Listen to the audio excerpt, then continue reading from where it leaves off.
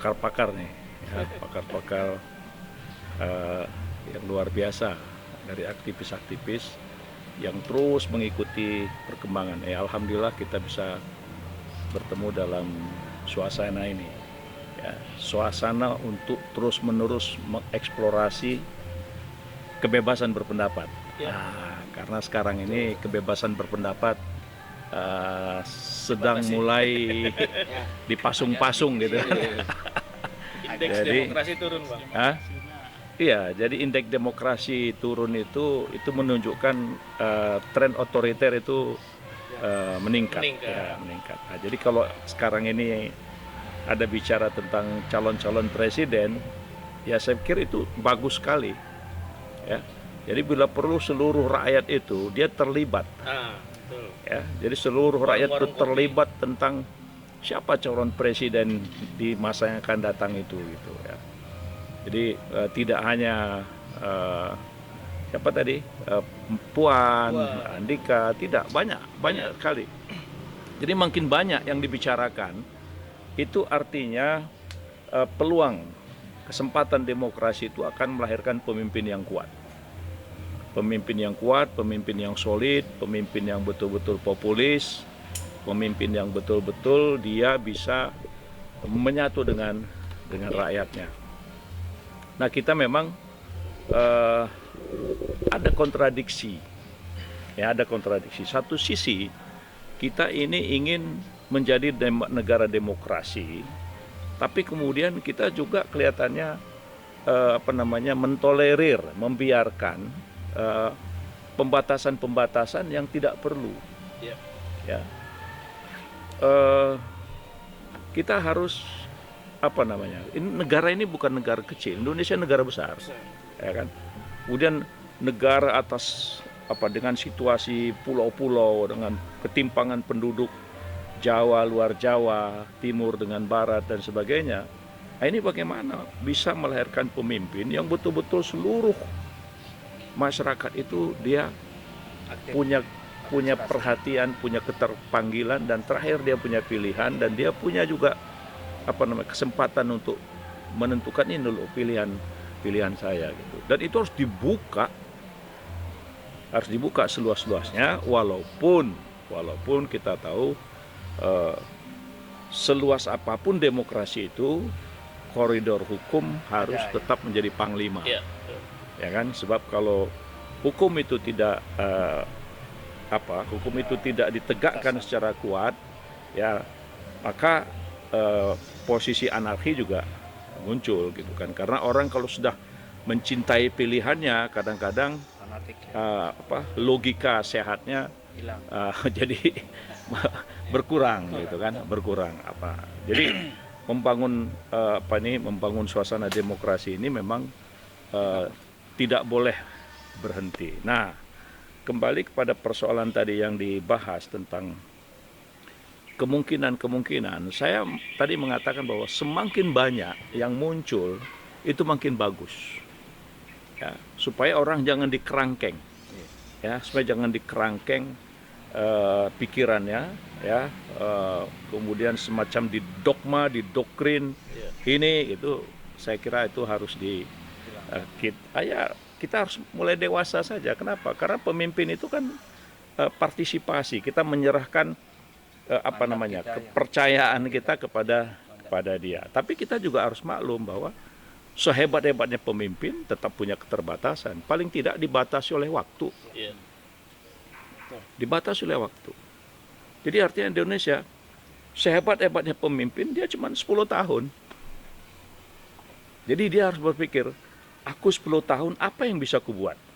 Apa yang bisa kuberikan kepada rakyat itu gitu. Jadi itu, nah, kalau dia sudah gagal, ya nggak perlu lagi digadang-gadang, dibesar-besarin, nggak perlu, ya. Karena kita rakyat yang ketika orang itu membangun, ketika dia memimpin, sebenarnya dia sedang mempersiapkan masa depan. Itu yang kita sering lupa. Jadi ketika dia memimpin, ya, dia itu menyiapkan masa depan. Jangan-jangan masa depan itu masih sempat dia lihat. Meninggalkan legacy. Jadi kalau dia melakukan sebuah kesalahan, maka dia akan melihat akibat kesalahan-kesalahan itu. Siapa yang menjadi korban? Rakyat, masyarakat gitu. Nah, jadi pemimpin itu, calon-calon presiden, saya kira sekarang ini sudah bermunculan. Nah, hanya saja bagaimana mempersiapkan mereka dan memberi kesempatan pada mereka secara legal, gitu. Bagaimana itu mempersiapkan? Misalnya, tadi ini kan menarik, bagi saya menarik nih, karena selama ini saya mendengar Prabowo Puan, gitu kan. Ini apa teman-teman mau bikin calon baru gitu kan? Hanya diskusi kan. Ya nggak apa-apa. Jadi karena selama ini ada Prabowo Puan, nah sekarang ada Andika Puan, ya kan? Ya. Nah sementara Andika kan masih dalam in posisi, ya kan? Dia ada di dalam posisi sebagai panglima gitu kan? Nah ini kan juga, tapi dia sebagai figur baru yang muncul, saya kira itu sesuatu. Nah diharapkanlah dalam tempo yang sesingkat-singkatnya masa kepemimpinan dia sebagai panglima ini, ada yang betul-betul mencerahkan, ada yang mencerahkan rakyat itu gitu, sehingga rakyat wah ini cocok juga nih gitu kan, bisa nih gitu kan. Nah begitu juga Puan misalnya, ya kan, karena Puan ini kan sekarang dia duduk sebagai wakil ketua DPR, ketua DPR ya, sebagai ketua DPR itu kan posisi publik. Nah sampai sejauh mana? Nah dia sebagai ketua DPR dan kemudian sekarang ini misalnya kok terjadi kemunduran, penurunan indeks demokrasi, ya, padahal dia partai pemenangan pemilu misalnya kan. Nah, kan rakyat perlu mengkritisi yang seperti itu. Jadi sehingga pilihan itu bukan pilihan yang sifatnya emosional, tapi pilihan-pilihan yang betul-betul rasional gitu. Nah, ini yang ini kan. Nah, jadi kalau saya memang melihatnya banyak tokoh-tokoh, tadi sudah disebut banyak sekali tokoh-tokoh yang perlu muncul, harusnya mereka diberikan forum, diberikan kesempatan kepada publik. Misalnya tadi ada Gatot Nurmantio, ada Din Samsudin, ada Prabowo, ya, ada Andika. Itu mereka berikanlah kesempatan untuk ya, tampil di publik, ya, dengan gagasan-gagasannya gitu ya. Nah, dengan gagasan-gagasan, tapi yang mungkin dikerjakan, jangan bikin gagasan yang akhirnya jadi fosil gitu. Ya, betul. Ya.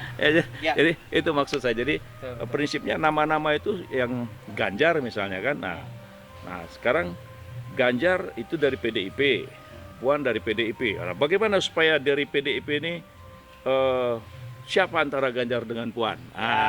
Misalnya gitu kan? Mana yang pas? Ya itu harus gitu, ya kan? Jangan kemudian seperti sekarang seakan-akan ada yang diganjal, ada yang enggak. Menurut saya kalau orang masih calon, kasih aja kesempatan, ya kan? Kasih aja kesempatan. Apa? Istri Risma hari ini. Suka ngomel itu bang. Ya kalau saya beginilah, kalau Ibu Risma itu sudah ini klimaks lah ya, klimaks. Ini ada tugas berat yang paling besar, bagaimana membersihkan debu-debu Semeru kan gitu. Dia lagi repot. Dengan tangan. Bukan dengan eskavator ya bang. Jadi tugas Ibu Risma sekarang tuh memang ini ujian sangat berat. Jadi ini bagus juga nih isu tadi nih. Isu Risma, dia sebagai Menteri Sosial. Betapa siapa pemimpin, siapa presiden yang bisa mengatasi persoalan sosial Indonesia. Yang contoh yang paling gampang itu fakir miskin, anak terlantar. Dipelihara. Kalau sekarang betul-betul dipelihara. Kemiskinannya bang. Iya. Jadi kalau sekarang betul-betul terpelihara. Menurun kemiskinan itu dari orang tua ke anak gitu. Dari anak ke cucu gitu kan.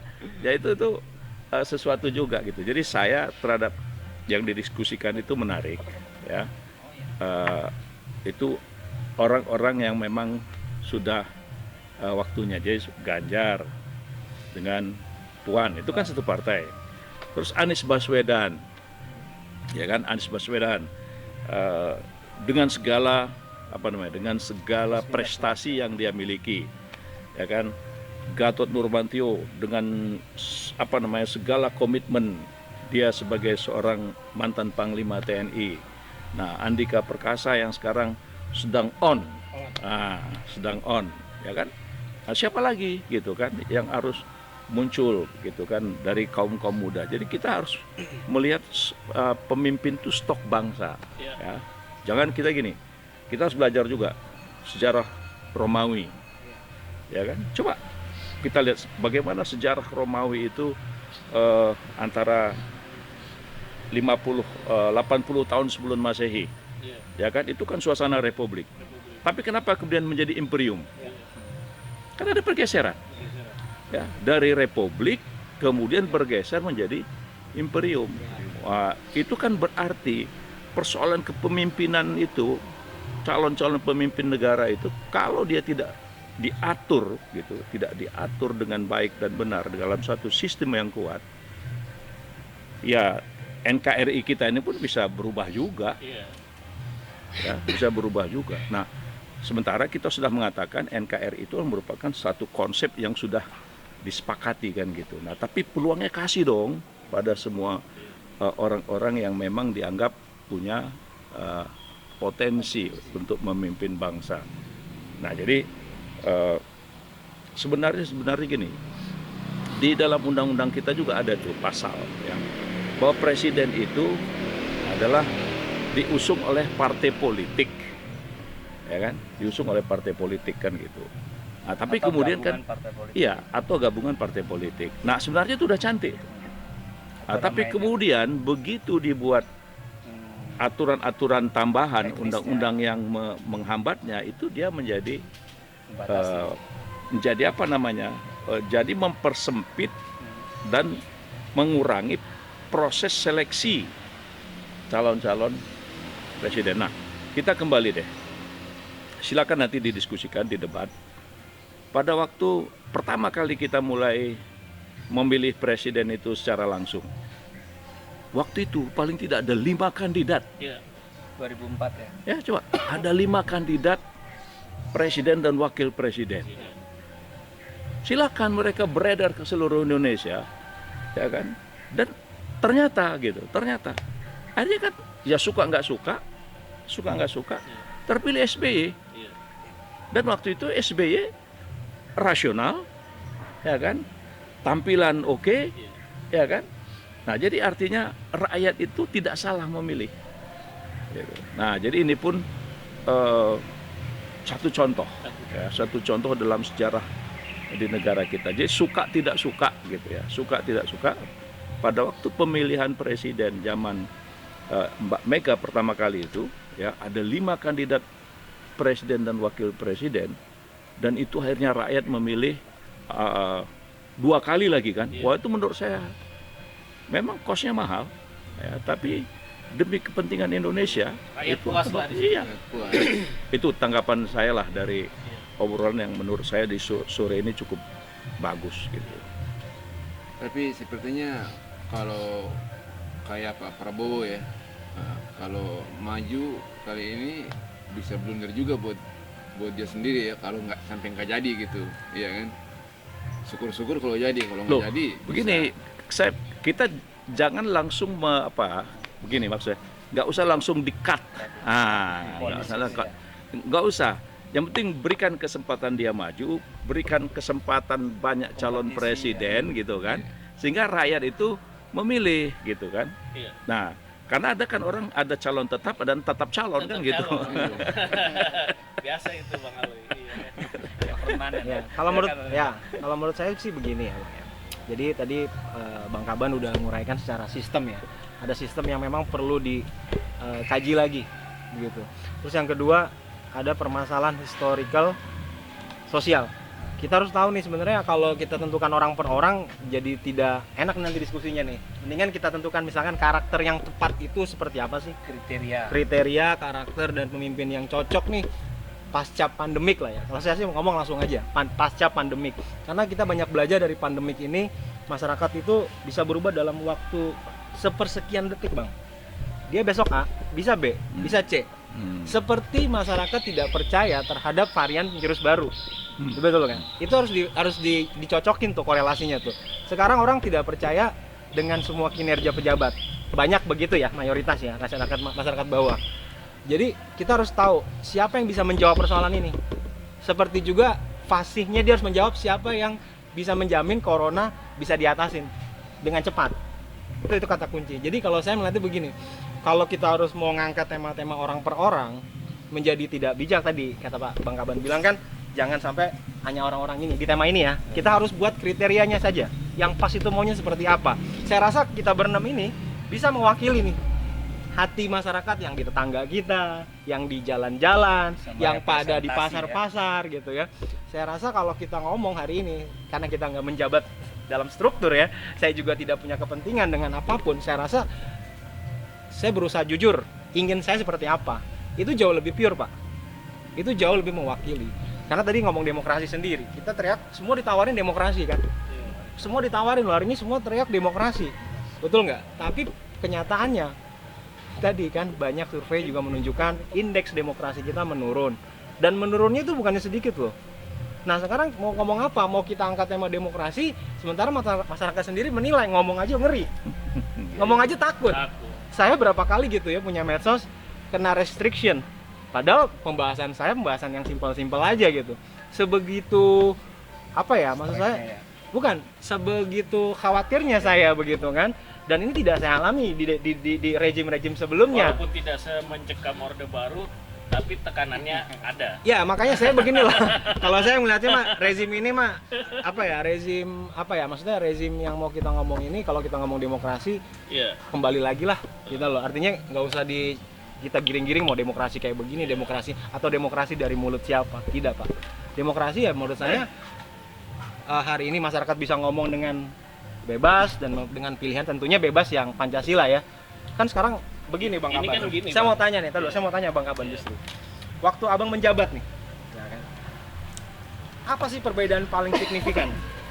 Waktu Abang dalam struktural setelah tidak di rejim yang Abang jalankan sama rejim yang Abang tidak menjalankan. Ini demokrasi yang paling inti nih bedanya di mana sih? Itu yang mau saya tanya justru. Ini pertanyaan sulit. Kalau ambil disertasi ini berat nih. Wah berat. Yang enteng aja Bang, biar masyarakat biasa nih kayak saya nih jadi bisa gitu lah, dapat. Nah, jadi gini, saya mengalami satu periode jadi anggota parlemen. Ya. DPR kan? Ya. Hasil pemilu. Terus periode selanjutnya mungkin kecelakaan sejarah jadi menteri. Kecelakaan itu ya Bang ya. Karena nggak pernah terpikir akan bisa jadi menteri gitu. Nah, jadi apa yang membedakannya? Saya merasakan gini, ketika kita menjadi anggota legislatif, kita selalu bicara tentang apa seharusnya. Ya. Apa seharusnya. Jadi itu adalah apa perintah konstitusi, apa perintah undang-undang yang harus menjadi alat pegangan kuat dari setiap anggota dewan terhadap semua partner-partnernya dengan pemerintah. Tapi ketika berada pada posisi sebagai pengambil keputusan, pengambil kebijakan sebagai menteri, itu adalah apa yang terbaik yang bisa dilakukan dengan masalah yang dihadapi. Nah, gitu. Apa masalah? Nah, jadi ternyata memang posisi pemimpin itu dia harus dihadapkan kepada apa prioritas masalah yang harus dia selesaikan. Karena tidak mungkin menyelesaikannya semua. Enggak mungkin. Enggak mungkin ya. Jadi posisinya begitu. Jadi, nah, tetapi ketika kita mau melakukan sesuatu yang apa yang terbaik yang bisa dilakukan untuk rakyat, untuk bangsa, itu sangat dipengaruhi oleh sistem yang kita hadapi. Ya, sistem yang kita hadapi dan masyarakat kita. Nah, waktu itu kita jangan lupa, pada waktu itu kita adalah baru pertama kali hasil pemilihan presiden langsung. Kedua, itu periode yang betul-betul kita memulai reformasi. Transisi ya. Ya. Jadi memulai itu. Nah, kenapa?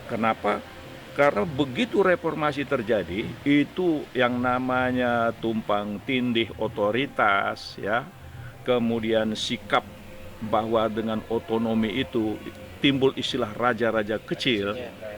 Wah, itu bukan persoalan yang sederhana. Itu bukan persoalan sederhana. Nah, jadi pertanyaan tadi itu saya katakan, apa yang terbaik yang bisa kita kerjakan, yang kemudian bisa memberikan kontribusi terhadap masyarakat, ya kan? Jadi rakyat itu bisa menikmati, rakyat itu merasakan bahwa oh iya ini. Nah, kemudian yang ketiga, bahwa waktu itu aku salut dengan SBY itu, ya. Salutnya gini. Dia begitu jadi presiden, dia ajak semua menterinya sidang kabinet. Ada kalimat dia, mana sistem dan kebijakan yang sudah baik, lanjutkan. Tuh. Tidak ditinggal ya. Iya. Jadi mana kebijakan, ya, mana program-program di masa lalu itu yang baik, terusin. Nah, inilah bernegara.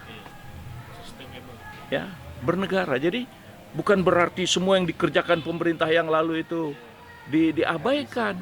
Nah, ini berbeda dengan suasana 7 tahun Presiden Jokowi. Saya melihat seakan-akan semua yang dikerjakan di masa lalu itu dianggap buruk, ya kan? Sehingga jadi bahan ledekan, mangkrak gitu kan? Enggak, menurut saya itu keliru. Ya. Ketika kita menghadapi misalnya dulu kejahatan illegal logging, kalau saya bilang itu kan dulu nggak bisa. Itu zamannya kan.